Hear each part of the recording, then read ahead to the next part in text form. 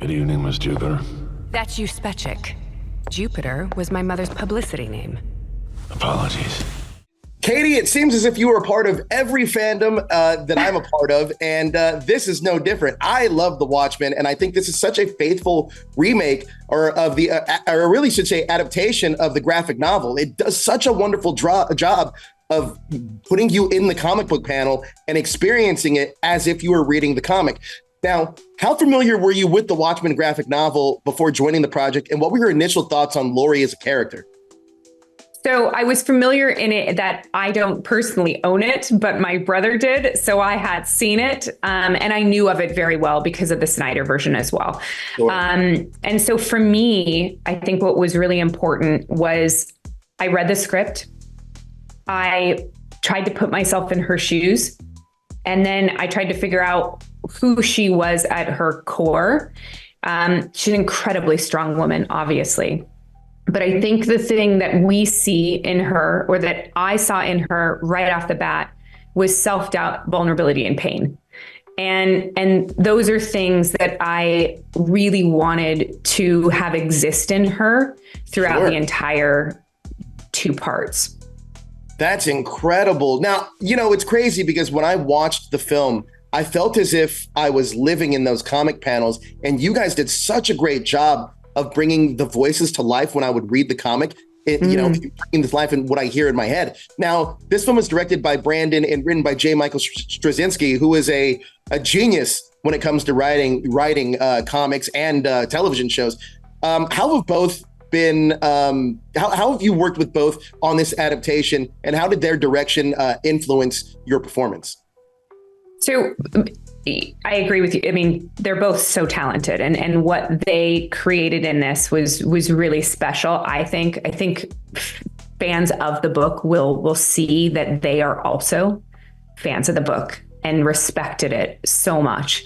And the process was wonderful. I think that my job as an actor, when I take a voiceover role, is to make sure that the director and the writer's vision is coming through me, and that they are getting what they want. And that is my job.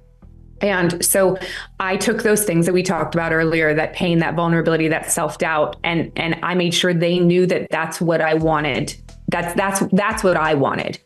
And then from there, it's them pulling out the story that they want and making sure that my voice pulls the audience in. And it was such a fun experience. Now, reflecting on Laurie's journey in The Watchmen Chapter 1, what aspects of her character did you personally resonate with? Oh, God. I fully understand what it's like to love someone with all my heart and not be enough.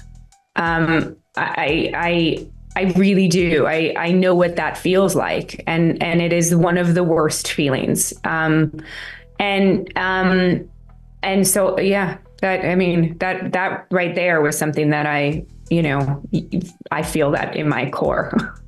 Absolutely. Absolutely. Now, Laurie's character undergoes significant growth, especially within the confines of both movies.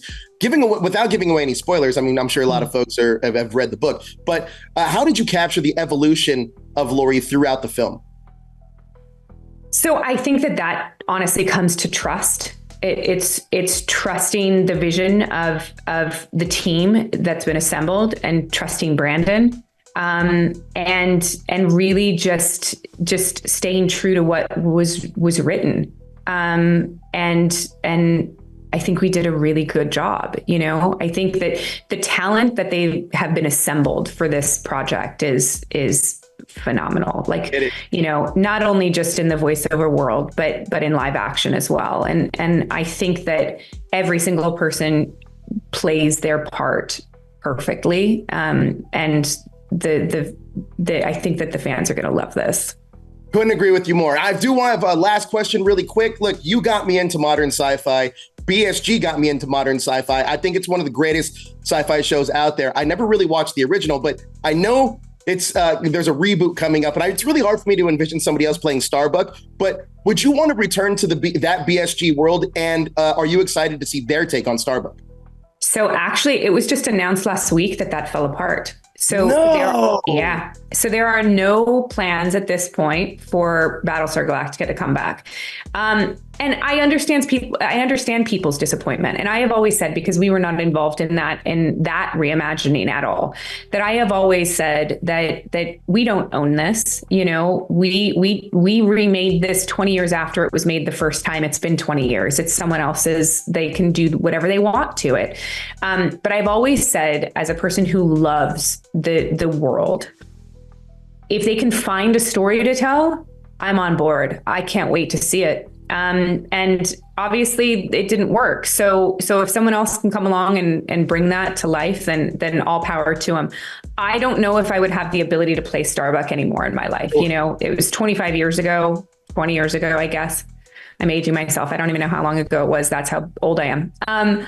Kidding. But she was so angsty and so youthful and so, I don't know. I don't know if I have that in me. It would definitely be a different Starbuck for sure. You look exactly the same. I'm just saying it. I've aged in that last 20 years. You haven't at all. But look, you disappear into this role of Laurie, and I think you do such a phenomenal job at this. You were incredible. Thank you so much for your time. Thank you. Oh, thanks, Joe. I appreciate you. Of course, I appreciate you too. Take care. Short skirt, neckline going all the way down to my navel. So dreadful. Oh, yeah. Dreadful.